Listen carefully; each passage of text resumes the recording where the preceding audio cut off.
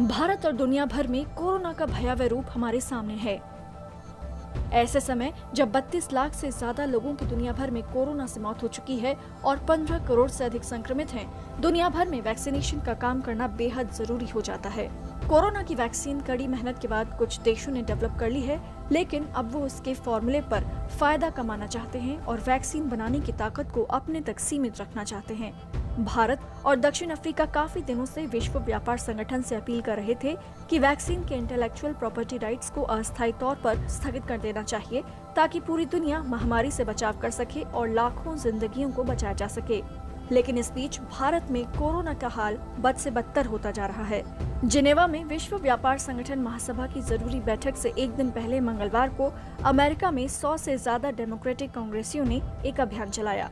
अब अमेरिका के शीर्ष डेमोक्रेटिक सांसदों ने वैक्सीन की आपूर्ति को बढ़ाने के लिए अस्थायी रूप से एंटी कोविड वैक्सीन पेटेंट को माफ करने के लिए विश्व व्यापार संगठन के सामने भारत और दक्षिण अफ्रीका के प्रस्ताव के समर्थन में #FreeTheVaccine अभियान शुरू किया है।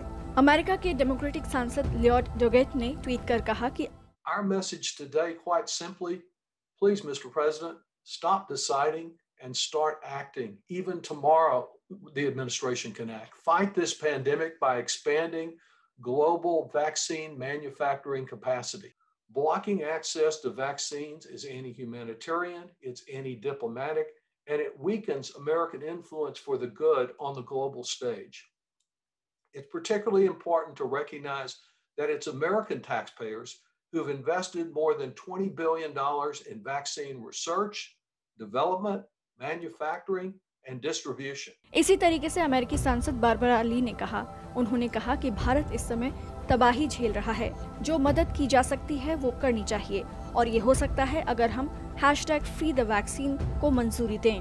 वहीं अमेरिकी सांसद एंडी लेविन ने कहा, भारत का हेल्थ सिस्टम चरमरा रहा है। विकासशील देशों से वैक्सीन और वैक्सीन की तकनीक दूर रखने का हमारे पास समय नहीं है। उधर भारतीय अमेरिकी मूल की सांसद प्रमिला जयपाल ने एक ट्वीट कर कहा, हमारा लक्ष्य इस समय जान बचाना होना चाहिए, मुनाफा कमाना नहीं। इसके साथ ही डेमोक्रेटिक सांसदों ने इस मुद्दे को लेकर अमेरिका के Covid response coordinator Jeff zits से भी मुलाकात की और उनसे फ्री द वैक्सीन अभियान में मदद करने को कहा। इसके बाद एक संयुक्त घोषणा पत्र जारी किया गया, जिसमें कहा गया कि फिलहाल जरूरी वैक्सीन का बड़ा हिस्सा उन देशों के पास बन रहा है जिन्हें अमेरिकी तकनीक की फिलहाल सबसे अधिक जरूरत है। अमेरिका को इंटेलेक्चुअल प्रॉपर्टी राइट्स की आपत्तियों को तुरंत हटाने की जरूरत है, ताकि दुनिया भर में तेजी से वैक्सीन का निर्माण हो सके। अमेरिका में मौजूद भारतीय अमेरिकी मूल की सांसद जसलीन कौर ने भी राष्ट्रपति बाइडेन से भारत और साउथ अफ्रीका के प्रस्ताव का समर्थन करने की अपील की। जसलीन कौर ने कहा, भारत में करोड़ों की जान बचाने के लिए WTO में कल आपके पास एक मौका होगा। कोविड की वजह से भारत में हर घंटे 120 लोगों की मौत हो रही है, जबकि सुपर पावर देश वैक्सीन के ढेर पर बैठे हैं और पेटेंट का मोह नहीं छोड़ रहे। ये बेहद गलत है, ये नरसंहार है। अमेरिका में भारत और दुनिया भर के लिए वैक्सीन को पेटेंट फ्री करने की मांग तेजी से जोर पकड़ रही है।